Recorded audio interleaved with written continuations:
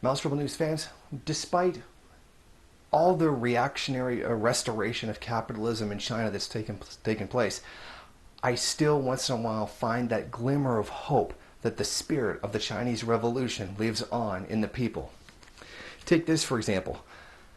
There's a factory in China where the employees have not been paid for 2 months. Now, as a result of this and other, ongoing problems within that business, they have taken their American business owner hostage. The guy was there, and they've been paid in 2 months, and they were highly suspecting that the guy was not going to pay them at all. There was talks about the company actually being shut down. So, obviously they're getting nervous.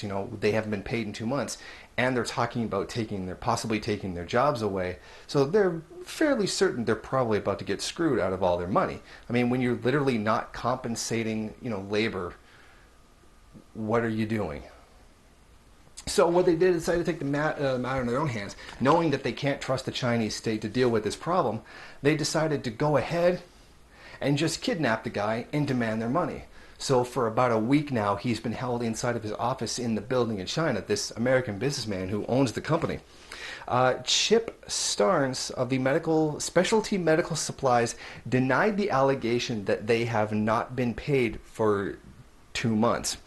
And that he has been held for about a week. Now, here's some more information according to the article. About 100 workers are demanding back pay and severance packages identical to those offered 30 workers being laid off from Coral Springs, Florida-based company's plastics division.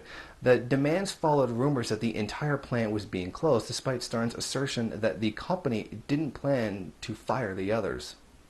So what we can see here is that the workers are highly suspicious that they're about to lose their jobs and have the plant sent to India. So they decided to take, frankly, what many people would say is the only action they can, by taking hostage the boss of the company and hold him until they get paid. Now, I sincerely doubt that they really would have done all of this if they had actually been paid. So I really don't think that they're just doing this to bilk the guy for more money. They seem genuinely ready and willing to go to jail in order to defend their meager incomes. I mean, this is Chinese labor, so they're getting paid next to nothing.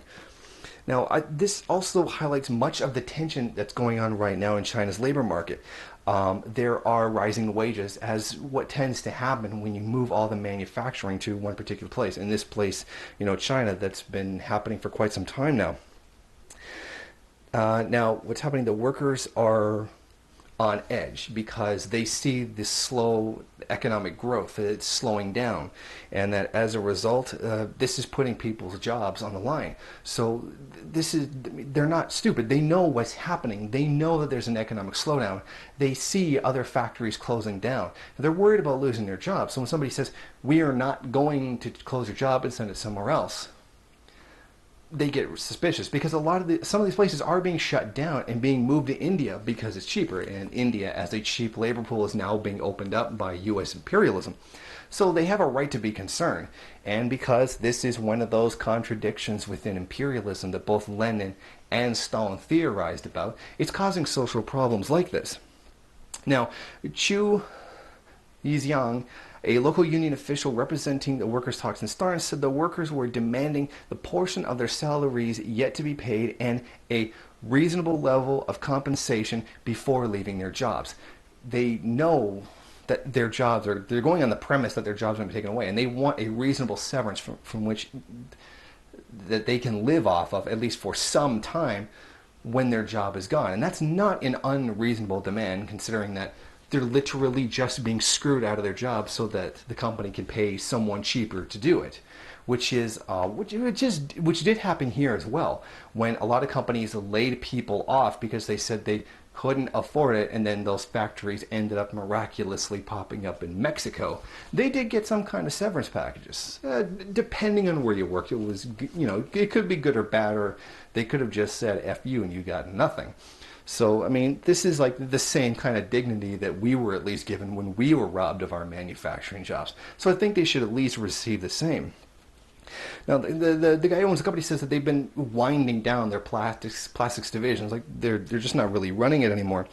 And I said that they are planning to move at least part of it to Mumbai, India. So there's all the indication here that that's actually going to happen. These people are going to lose their jobs. And now add on that they haven't been paid in 2 months, and well, basically got the recipe for an explosion waiting to happen.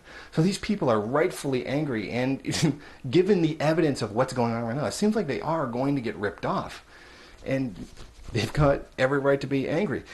And we're seeing, the worker struggles that we saw earlier in the 1900s with ourselves, with industrialization taking over.